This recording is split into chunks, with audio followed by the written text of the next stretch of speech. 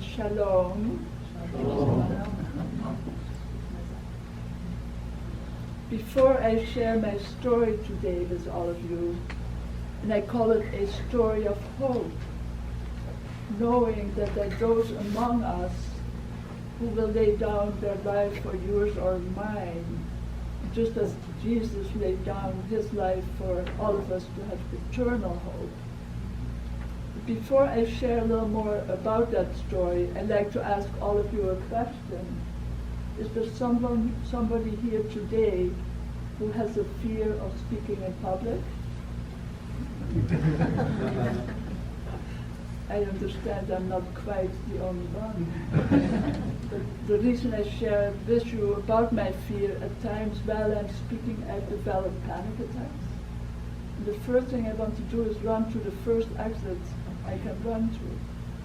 But deep in my heart, I know that what my parents were doing during those 3 years when Jewish people lived in my home were truly matters of life and death. That they were willing to face that.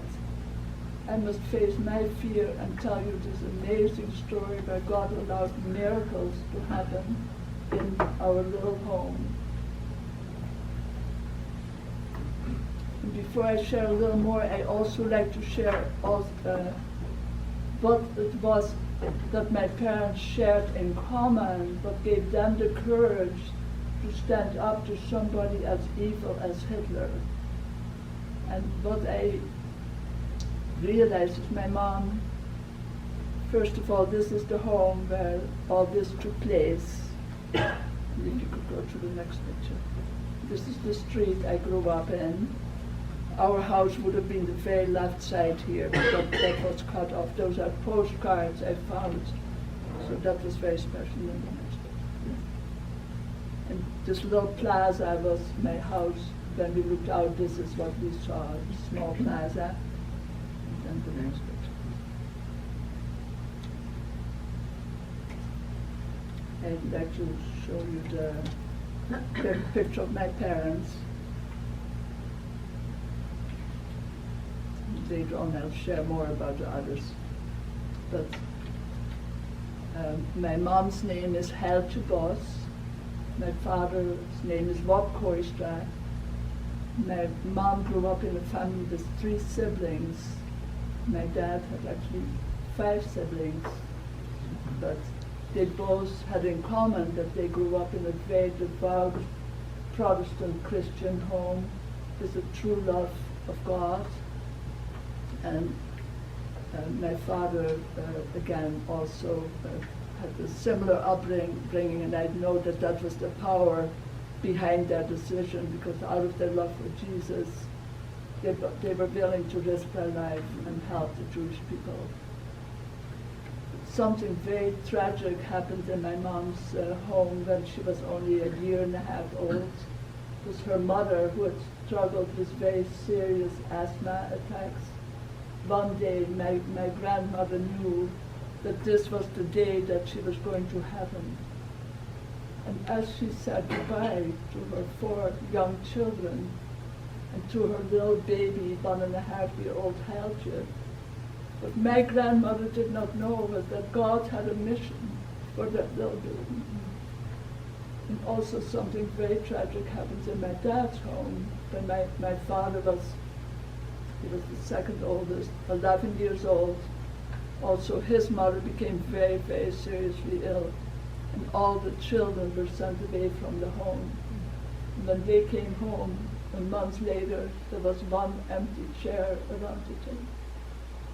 Their mom also had died.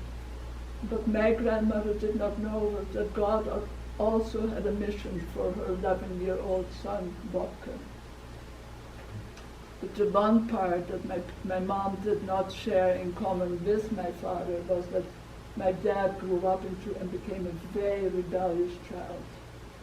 And my grandfather used to say to him, because he was not afraid of anything or anyone, my grandfather used to say, Bob, someday you'll end up in a juvenile home. How God could take this child who loved the Lord, allowing that rebellion to be used for good things. And I always remember when the news came in that my parents were going to be honored by the Queen of Holland.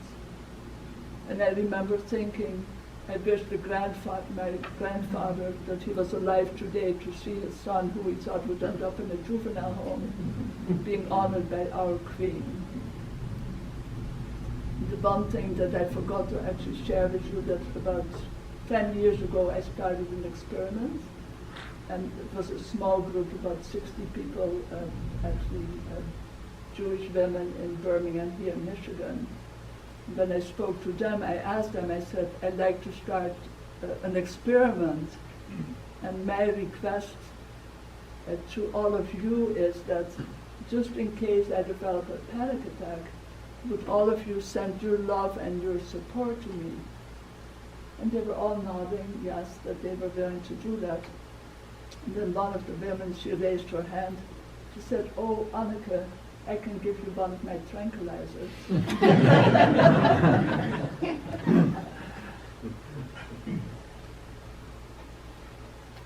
What I'm going to do, because of time, I don't have as much time as other. Normally I would have, but I like to show all the people in the picture. Here's my mom, my dad again. And I'll go by the first one who came and then who followed after that. This gentleman came first. Then she came with her husband and her daughter.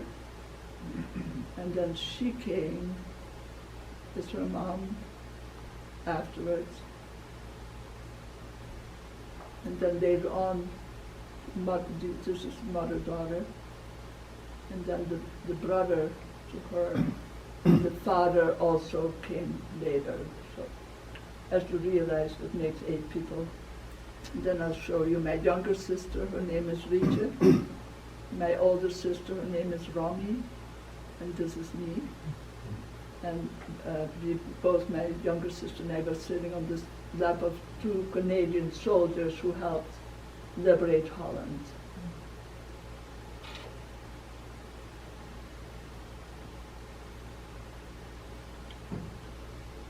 I'm from Holland, and I'd like to tell you a story today. And this may sound strange to all of you, but even to me this is like a story. When in 1942 my parents decided to start hiding Jewish people, my mom was 27 years old. They could not say to their 3 children, "There are people in our home, but please don't talk about it." Because I know deep in my heart that the first thing we would have done was run to our friends and tell them all about it, what we discovered. And also what I like to do, and inviting all of you to go with me on a trip to Holland. And we're actually first landing in Amsterdam, and from there we're going to Utrecht, the name of my city. And we're looking, as we saw earlier, for the home. We saw that it's 5 homes from the corner. We're looking for number 61. And as you enter my home, what you see is a long L-shaped hallway. Just before you turn to the left, you see the door actually to our bathroom. And then the door next to that, you see the door to our kitchen. And when you look in our kitchen, what you notice is, first of all, it's very tiny. That the water you see in the kitchen and the water we had in the toilet is the only running water this house has. There's no bathtub and there's no shower. And now I take you to the door next to that. And there you see a small square dining room, and that ends up becoming the room where the Jewish people stayed all during the day while they were in my house. And then we cross from there, you see a much larger front room. And now I like to take you upstairs, and there you see, and it sounds like we lived in a very big house, but there are 4 bedrooms, but 2 very small ones and 2 medium size. And then I like to take you on another flight of stairs, and when you pay attention, these are the removable kinds, because I like to take you up into the attic.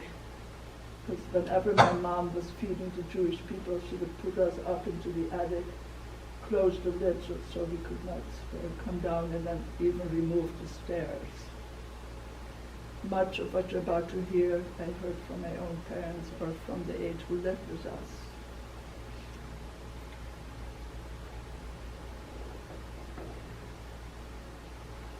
I think what amazes me the most about my mom was that when they decided to start taking in Jewish people, my mom did not even know whether she had even food for her own 3 young daughters, and had such faith in the Lord that he would provide for 8 extra people, and that he would provide for all 13 of us.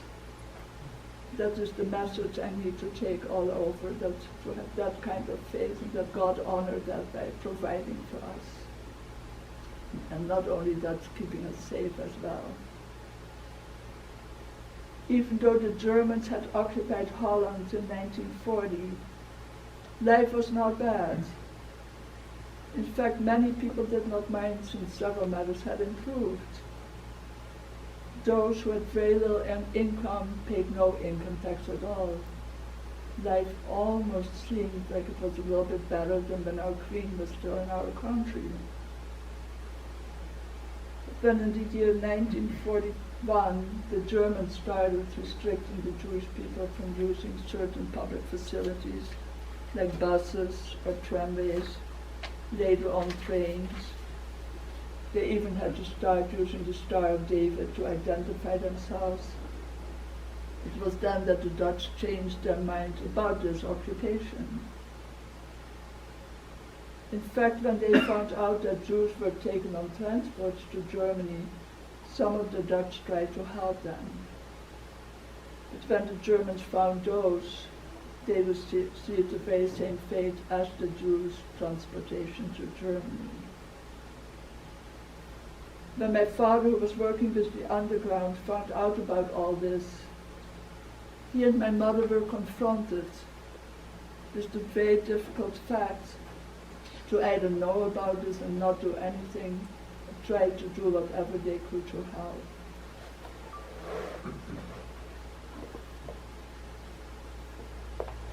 The first person, again, who came to our house was a gentleman by the name Mr. Pan. And he was from Amsterdam and had worked in the diamond industry as a diamond polisher. His wife no longer was alive, but he was in his mid-60s. And again, he was the first one and stayed almost 3 years. And maybe about 6 months after he came, my father received word that he was supposed to go to the railroad station because he was looking for one Jewish gentleman. But then there was a big surprise, because instead of only finding one person, there were 3 people waiting for him. The mother, the father, and the 20-year-old daughter, Lynn. My father could not say to them, I only want one person. So they came to our house and stayed the rest of the war also. Then again, maybe about 5 months after that, again my father was asked to go to the railroad station, and this time he was looking for a mother and her 17-year-old daughter, Alice. And they did not quite know what my father might look like, so they had been told by the underground to say to one another, is meneer de Bruin al gekomen? Has Mr. de Bruin arrived already? And saying this over and over again, suddenly a man stepped up to them and he told them, yes, Mr. de Bruin has arrived already. And there was great relief in them when they found my father, but it was even very, very dangerous for my father to be seen with 2 people, even though they were Dutch like us, but they did not look like us.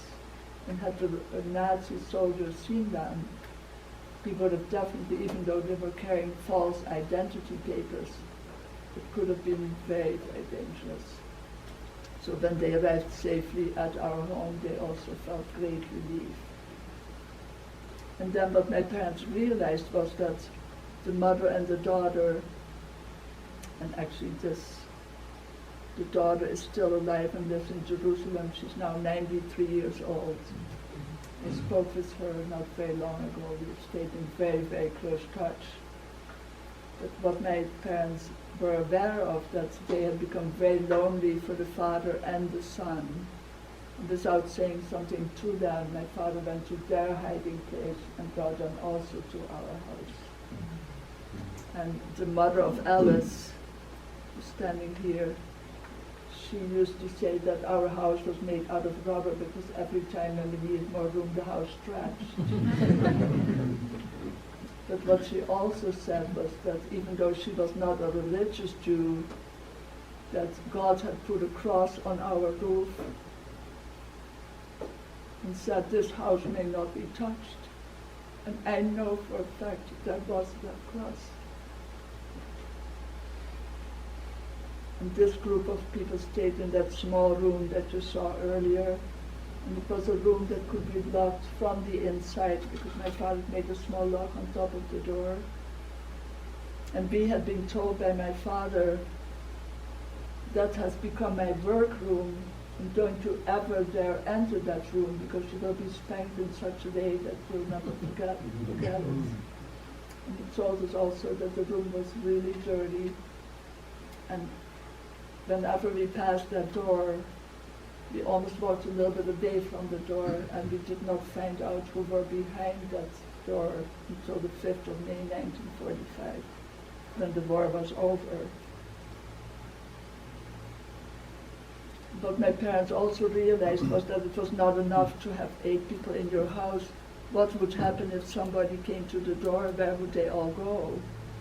So they came up with the idea that when you saw that long L-shaped hallway, with the help of the saw, my father was able to make an opening in the front, next to the front door, in the floorboard, and another opening right next to the door where they were seated and next to the stairwell. And once that was done, with the help of the Jewish man, they used pails to remove all the sand from under that long L-shaped hallway. And by doing so, they created maybe space for as many as 15 people. But I'd like to show you the height from this table. For those who are sitting behind me, this would have been the height of the hiding place. So whenever it was being used, you had to crawl in, and then you could sit up, but you almost touched the floorboard. And the way it was set up was that the youngest would always go first, and the oldest was allowed to sit the closest to the entrance to be able to show pictures. Here you see before my father takes off the rug that is over the hiding place. And then there's here there was also vinyl. And then my father's opening the lid into there are more pictures. Thank you so much for your help. And there you see the entrance, there's one more to go. There you see even approximately the depth of it, so it was not very deep at all. And some of you might wonder if the Germans ever came to our house. Yes, they did indeed, 3 times.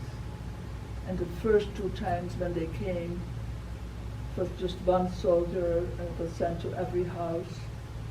And then the 3rd time, this is one of our miracles because we actually have been warned ahead of time. 5 houses from our house, there was a Nazi, a Dutch Nazi. But what we are saying is that that was all part of God's plan because he turned he became a good Nazi.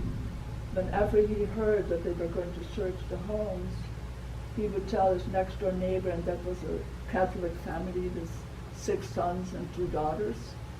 He would say, tomorrow, rather today, your sons need to leave because tomorrow they will come and search the homes. So that neighbor would tell his next door neighbor, and that news would travel all through the street, but it always came on time to my parents' ears. So those 3 times already the Jewish people were sitting in the hiding place. But what happened the 3rd time the Germans knew they were not finding, because they were not only looking for Jewish people, they were also looking for able-bodied men who could work for them in Germany.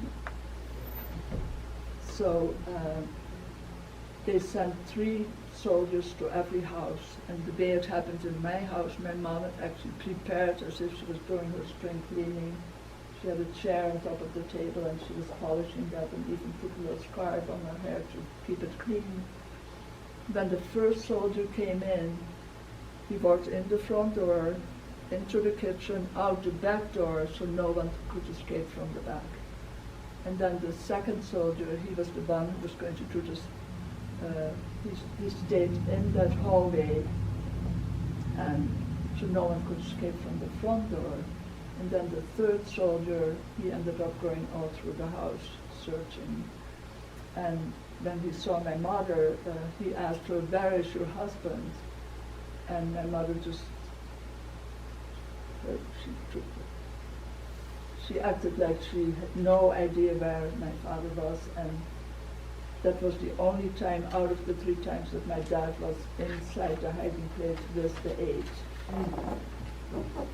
And what became very, very frightening to the 8 who were sitting in the hiding place, that the soldier was walking back and forth. Every time when his foot hit the floorboard, he used his gun to hit the floor, and they could feel it. They were frightened that maybe that there was no one sitting, that it was going to make another sound. And I'd like to walk it for you. If I can walk here, maybe that's the best. Thank you, yes.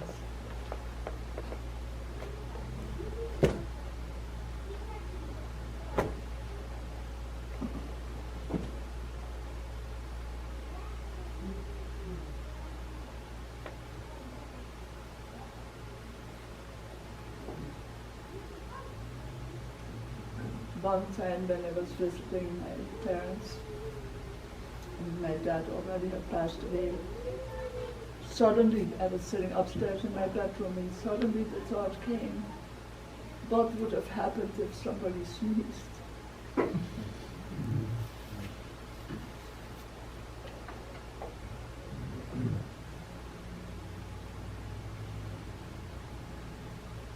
What my mom actually asked my sister, my older sister, to do during the 3 soldiers were in our home, she turned to my older sister, Romy, and asked her, she said, "I want you to go into the corner of the front room, because we had an organ, and I want you to start playing the organ."